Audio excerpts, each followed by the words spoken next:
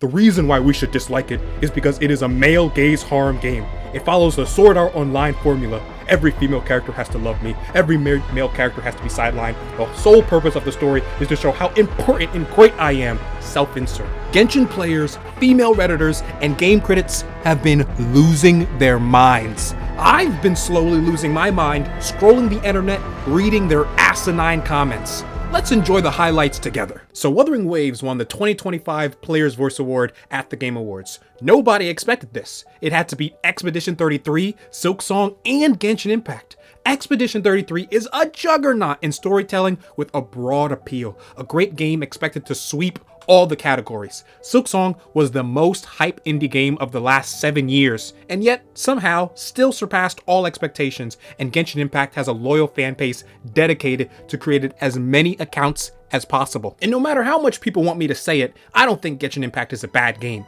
It has many positives and brought me great memories. But the fan base, on the other hand, is absolutely rabid and did not want Wuthering Waves to win. And yet Gathering Wives came out of left field and stole the show. One media post that blew up was the one by this Farina guy. This guy made 50 emails to make 50 accounts just to vote for Genshin 50 times. What a clown. I would at least respect it if he did it if he thought Genshin deserved to win. Everyone is entitled to incorrect opinions. However, he specifically wanted Wuthering Waves to lose. It's particularly funny because the voting systems for the Game Awards are based on IP address, not email accounts. So he basically wasted his time. Absolute clown. Game critics have been faring no better. We have this one game critic on thegamer.com who is absolutely shameless. He wrote, "Genshin just so happens to share a bit of WuWa's DNA. It's a similarly ongoing sort of affair, and in the past, it's awarded players with lavish in-game rewards for TGA achievements. Doing a bit of sleuthing, which means careful investigation into a crime or mystery." What do you think he's implying by using that word? He continues, "And the devs tossed 800 asteroid last year when things went nicely. They tossed another 1,000 at their fans just for being nominated this year." What I'm getting at here, of course, is that there are incentives involved for getting the word out, for getting the votes in, and towering over the competition. That's not to diminish the moment. Wuthering Waves came out of left field for this, we reckon, and hey, more power to it. Why don't you say it with your chest, Quentin, and stop beating around the bush? You're entitled to free speech just like everyone else. This guy believes that Wuthering Waves only won because players could expect rewards for winning, and that brought players en masse to support the game. Not because the game has constantly improved over time, not because the story and art direction are beyond peak. What's so ridiculous about his backhanded statement is that the fan base of Wuthering Waves is dwarfed by Silksong, Expedition 33, and Genshin.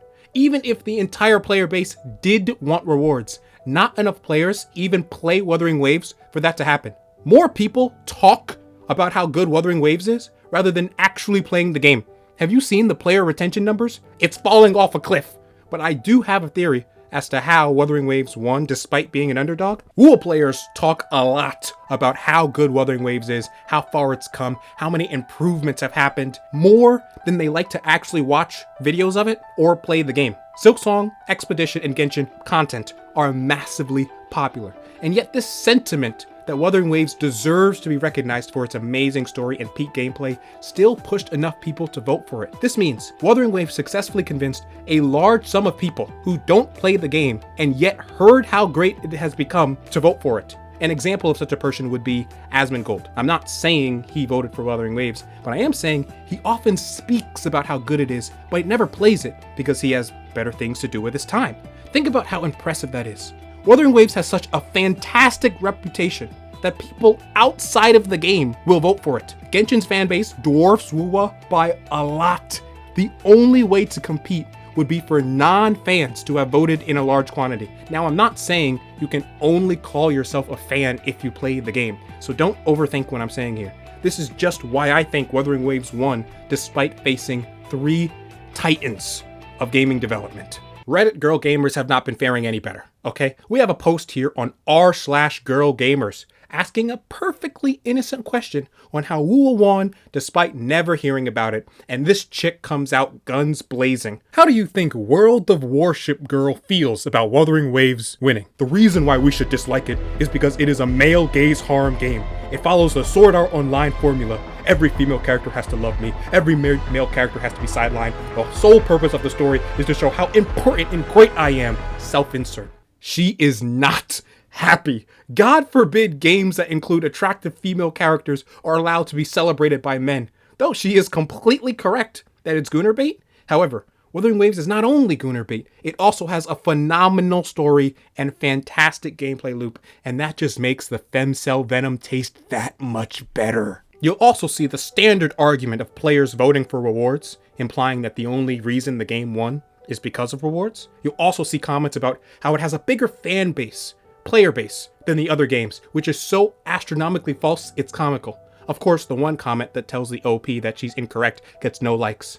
Doing God's work in enemy territory. Come back here after you lick your wounds. Yes, come. Another journalist is just absolutely flabbergasted. He is in disbelief that the Player Voice Award would actually pick a game preferred by most players. He wrote, funnily enough, the game had just lost the Mobile Game of the Year award to one Umamusume Pretty Derby, which had a pretty great year, but was nonetheless not included on the highly contested Player's Voice shortlist.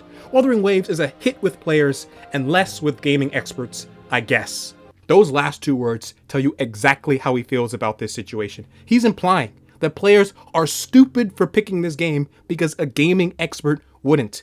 He doesn't say this outright, but I don't think I'm reading in between the lines too much. I think what's most interesting is that the Wuthering Waves players themselves are actually just as surprised as everyone else. I don't think anyone understands how this could possibly have happened. In terms of player base size, viewership metrics, and player retention, Wuthering Waves loses to all of these other games. Player retention has been declining month after month, largely because Kuro focuses more on creating an Avengers level story and less on repeatable events or endgame content. So it has an explanation for it, but that doesn't discount the data. But I have a theory that could explain how Wuthering Waves snagged a huge dub.